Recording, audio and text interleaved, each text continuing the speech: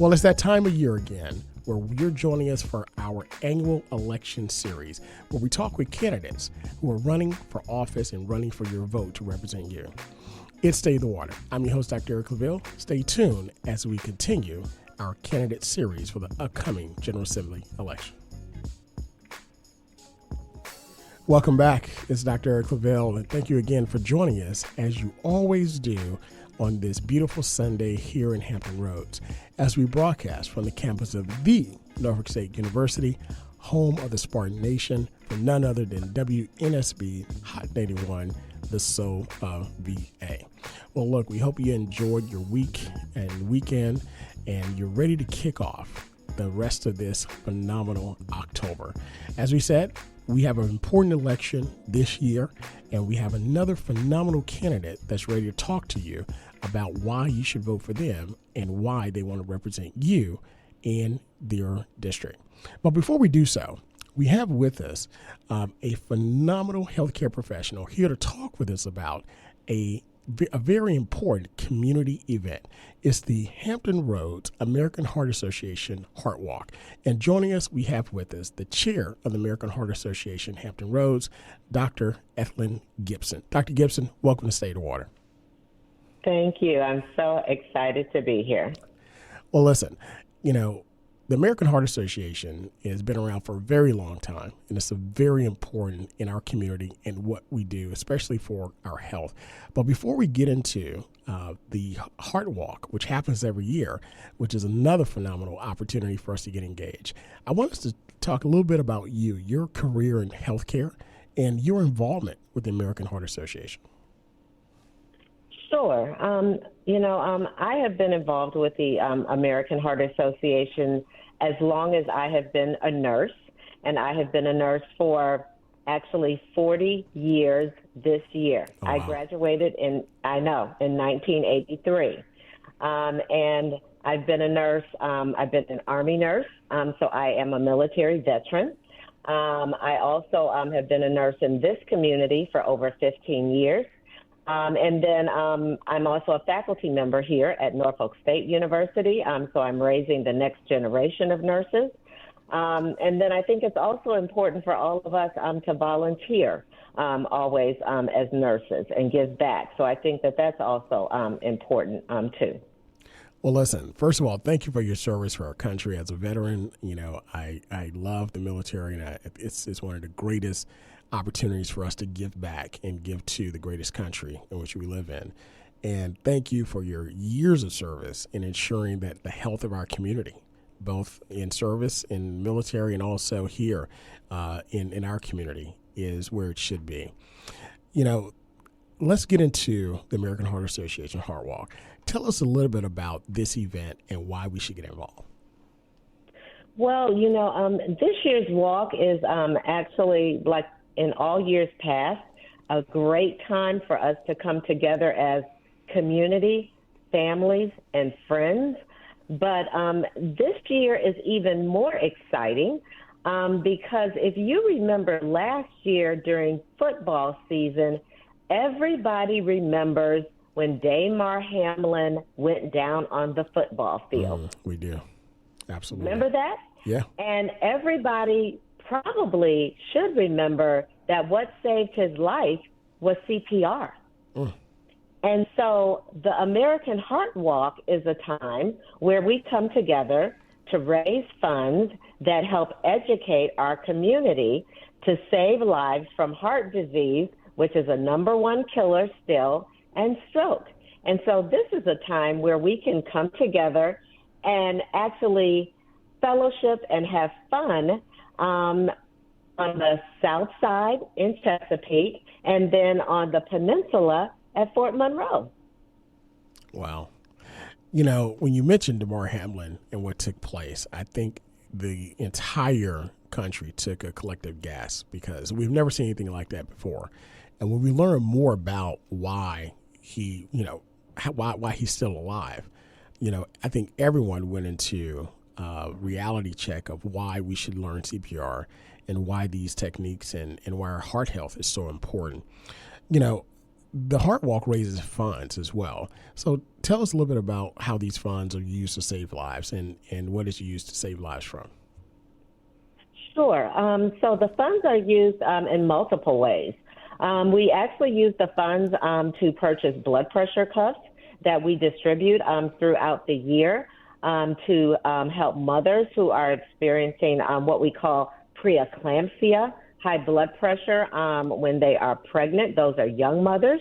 We also use them to purchase blood pressure cuffs for older adults who may be living in their homes and they need to check their blood pressure when they're taking their medication.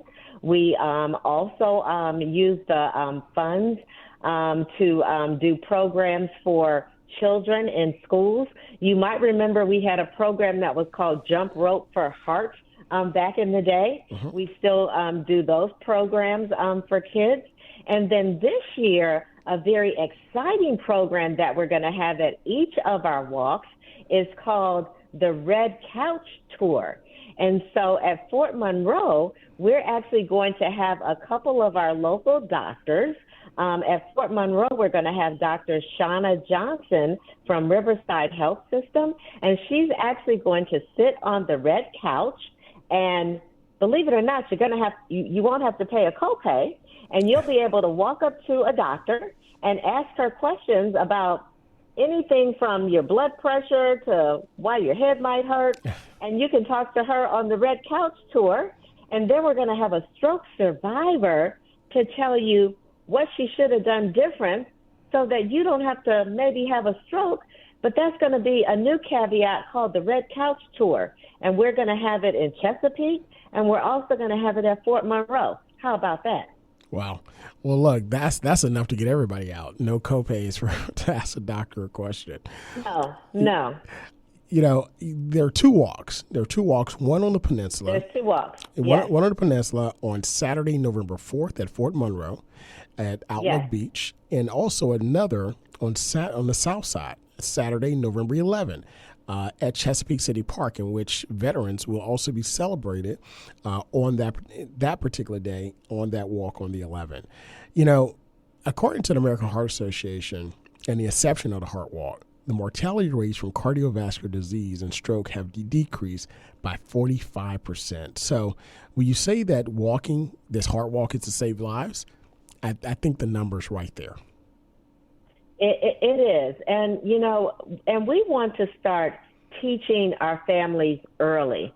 So at each of our walks, we want to make it a family and a community event. I want you to remember that.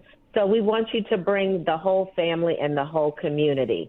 So at each of our walks, we will be having a kids zone.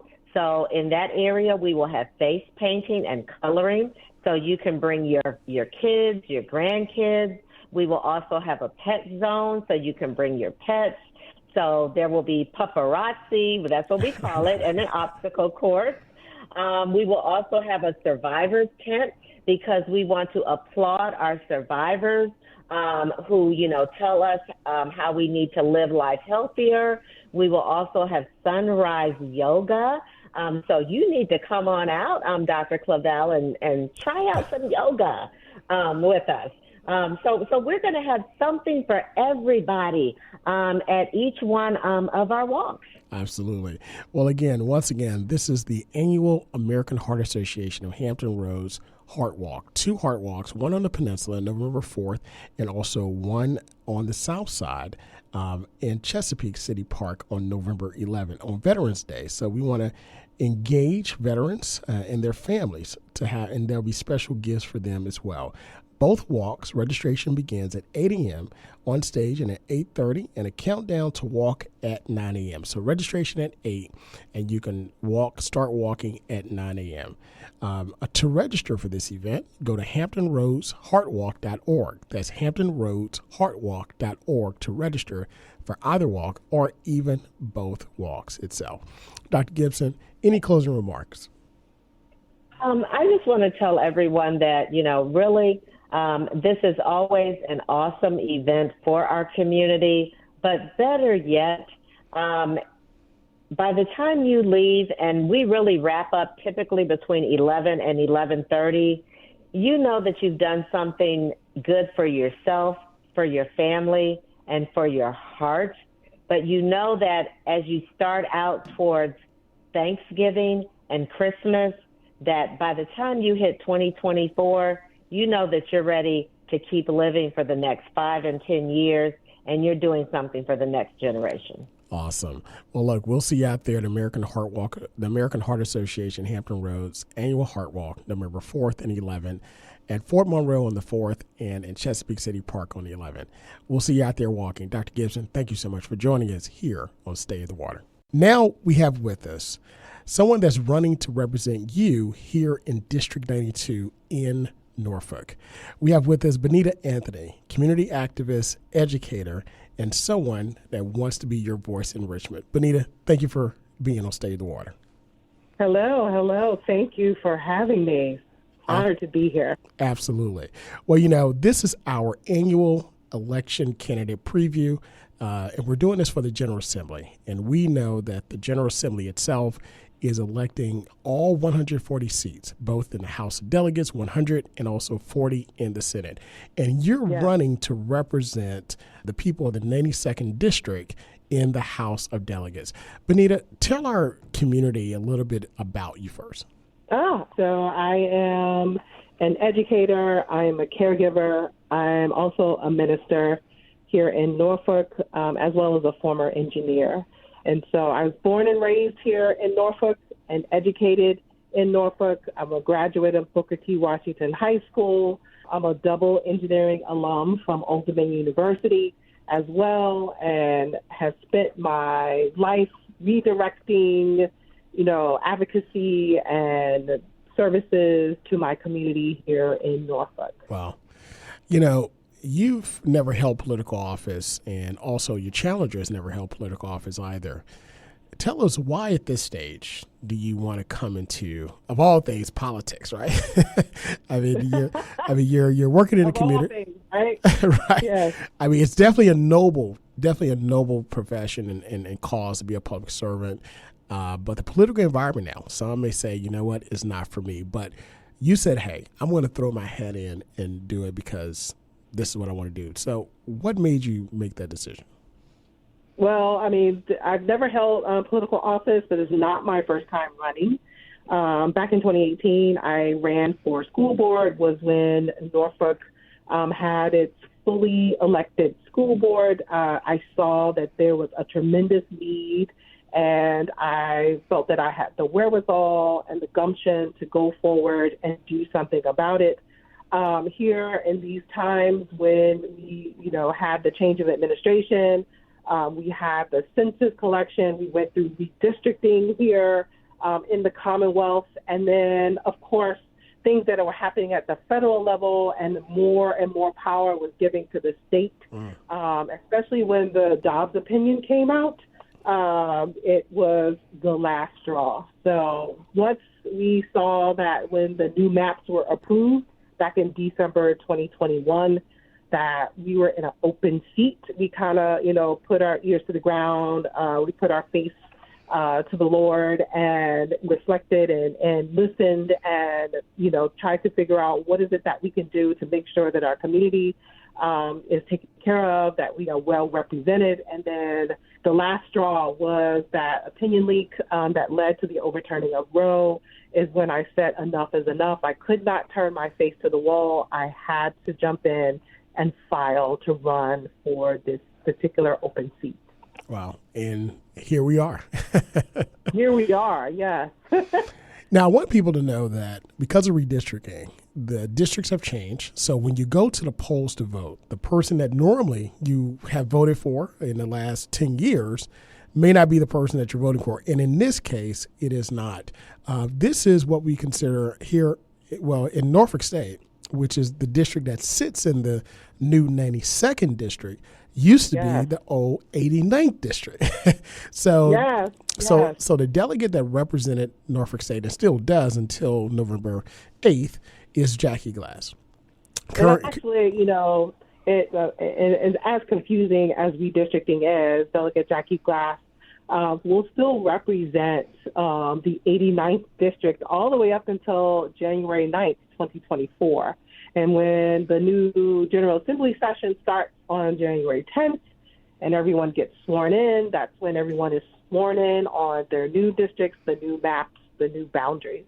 And so, yes, most of the new 92nd district has the old 89th in it. So that includes all the way from downtown Norfolk all the way through past Old Dominion University off of Magnolia Avenue. We include the Park Place neighborhoods. We include Huntersville, all of the St. Paul's quadrant. We have the Brambleton area. We have all of the 4 higher ed institutions in the area that include the Norfolk State University, PCC Norfolk Campus, Eastern Virginia Medical School, and ODU.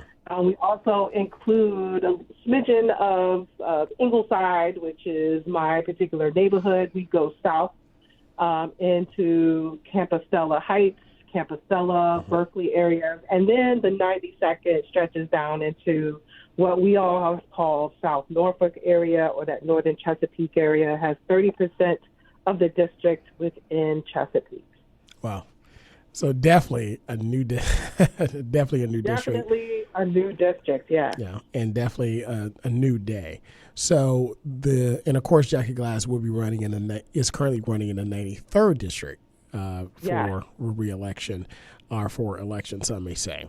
But here in the 92nd district, as you mentioned, I said before, you're representing the Norfolk State University and then all of the other institution of higher education in Norfolk, which is a very powerful position, very powerful district to be in.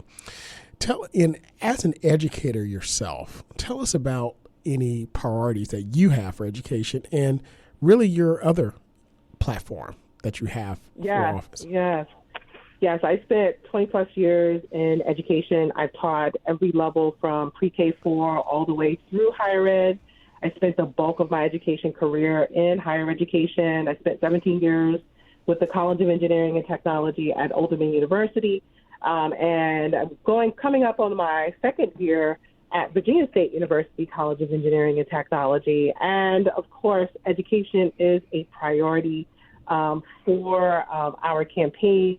And when we're talking about education, we're talking about making public education stronger. We want to fully fund public education. And there's so many studies out there. JLARC study, the Joint Legislative Audit and Review Commission said that there's been years of underinvestment in not only K through 12, but of course, public HBCUs have gotten their letters and say, hey, there's been tremendous amount of underinvestment. I know Virginia State University got a letter saying, hey, you have been shorted $278 million. Right. Just so by the way. By the way. Yeah. So fully funding public education. I mean, there are so many issues with public education right now. We have the issues with culture wars, making sure that we cut off the school to prison pipeline, that we properly invest in our young folks, that we stop book bans, that no longer have distortion, deletion of history, that we build a framework of how we're going to evaluate curriculum and SOLs. We want to update that funding formula or the standards of quality to make sure that we don't suffer from underinvestment in years to come. We want to make sure that we have restorative practices and make sure that our children, all of our children, experience a world-class education. Now, when we talk about education, you're a Norfolk native. Born here in Norfolk, educated in Norfolk, yes. And now you're back, and you say, "Hey, I've been educated. I've lived, and I want to give back." What are day one? What are some of the main initiatives are you looking to champion on Capitol Hill if you are elected to this position for K through 12 and also higher ed in general? Yeah, so like I said before, we're looking at making sure that we fully fund, that we, build up those salaries. We also need to fully invest in the infrastructure of our schools, especially, in higher ed. We, also need to make sure that all of our young people are protected. And so we're talking about, common sense gun legislation as well. I mean, I know within the higher ed space, particularly HBCUs have suffered this year with the loss of students from Jackson State, from Morgan State to Bowie State to Norfolk State to Virginia State have suffered with gun violence around, the campus spaces.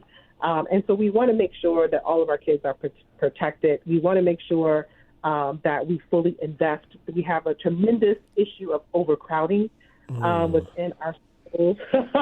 Absolutely.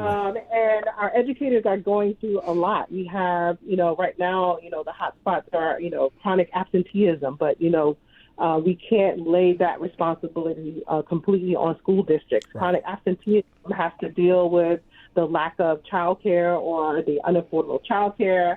Within our district, we have a lot of members, a lot of citizens who have been displaced as far as housing. Folks are housing insecure. Folks are, there's lack of affordable health care. There are many reasons for chronic absenteeism. So there are many pieces of legislation that we need to tackle. There is, a multi-pronged approach, a multi-agency approach to biting the elephant, to make sure that public education is stronger. And so we have a lot of work to do. And so we can't, get with the rhetoric of trying to put in programs or trying to put in things in place that diverts funding away from public education. And so that's, priority in our platform, as well as making sure that, everyone has access to quality and affordable health care. Of course, we want to enshrine abortion services within the Virginia Constitution. We don't want to limit any type of health care services to anyone because we start impacting people's lives that way. I'm a caregiver, and so, within that space, I care about the care economy. I care about not only caregivers like myself, and expanding, our roles, expanding the definition of caregivers, expanding the resources that we have access to so that we could care for our loved ones in place. And also care workers, making sure that they have their rights, protections, and benefits and training that they need in order, to help us in the healthcare industry. There's many things underneath that healthcare space. Of course, we have, the 4 higher ed institutions within the 92nd district. We're looking closely at the collaboration between Norfolk State, EVMS, and ODU, and combining those things, those institutions into one big medical school, especially to combat institutionalized racism. And we want to make sure that the resources are in place. We want to make sure that the mission stays intact as well. So we're looking at those things, and as well as, ensuring the economic vitality of our city, of our region here in Hampton Roads. As an engineer, I'm always thinking about, not only attracting industry, we've got maritime space, we have manufacturing spaces, we have the offshore wind space as well. We're looking at, alternative energy spaces as well. And, also caring about small businesses. And of course, with that, you have to talk about housing, you have to talk about fair wages, you're going to have to talk about transportation equity and making sure that our region is connected and so that people can get to fresh produce, that people can get to their good jobs, that people can get to, all the spaces and places that, accessibility, get to good quality, affordable health care. So everything is relative, everything is connected. And so we have a lot of work to do. The good thing about it is that Norfolk is well chopped up as far as this redistricting space, where we got, 4 House districts and 1 complete Senate district within Norfolk. So the Norfolk delegation is going to be well suited to make sure that we advocate for our city and as well as, making sure that every part of the 92nd District, including Chesapeake, is not underrepresented. Absolutely. You bring a very unique perspective just listening to you and learning about your career and what you've done, not just as an educator, but also the perspective as an engineer and the work that you've done in higher ed, both at ODU and at Virginia State right now, and representing Norfolk State, the Norfolk State University, and just being a part of the community. But there's also one other unique thing about you that I learned that I want the audience to know is that you also are of the arts as well. So tell us a little bit about your love for the arts. Oh, my goodness. So I've my first instrument was the piano, and I've been playing violin for well over 45 years. Wow. So I play jazz violin. So that's, so I'm well connected. So the creative spaces is something else to add to the arsenal that, I bring all those different perspectives to the table. And so I'm going to be able to advocate well because, our city, our region, arts and entertainment is alive and well. And so, that creative economy is going to be tremendous for us. And we're looking at also, folks who are filling in the gaps in our areas, are making sure that people are fed and people, have housing and people are taken care of and that our communities are safe. And we want to make sure that we provide a mechanisms of sustainable resources or funding for those groups who are boots on the ground. Absolutely. So we have a lot of work to do in the General Assembly. And listen, it looks like you're ready and strapped up. Strap your boots up and ready to work. Yes, we are ready. Bonita, tell our audience, if they want to get involved with your campaign or get in touch with you, where can they find more information about you? Yeah, so our website is Bonita, FORVA, so bonitaforvirginia.com. Reach out to us. Our email address is info@bonitaforva.com, BONITA, Reach out to us. We want to make sure that people are out there voting. Early voting, of course, has started on, the 23rd. We have the satellite locations in your prospective cities. They're going to be open for early voting as well. We want to make sure that people take advantage of that. Make sure you check your status. Talk to your friends, your family, make sure that everybody has a plan to vote. We have to make sure that we activate the electorate because, of course, voting, and voting access, voting rights are at stake as well. Absolutely. So right in the middle of our, district in Chesapeake in the 92nd, the city council decided that they were going to remove one of the precincts. Yeah, they removed the early satellite voting place that's in the middle of a predominantly black precinct. So we want to make sure that we, have the legislators in place that's going to protect our voice, and so that we could continue to make good change within the Commonwealth of Virginia. Absolutely. Continue to making good change because this is the work that your soul desires from our conversation before. Yes. Again, thank you so much for joining us, Bonita Anthony. Go out and vote. Go out and vote. Exercise your right to vote. Once again, to Stay the Water, I'm your host, Dr. Eric Claville. Continue to join us every week as we review our candidate series leading up to the election on November 7th. Be great, God bless, and we'll see you next week.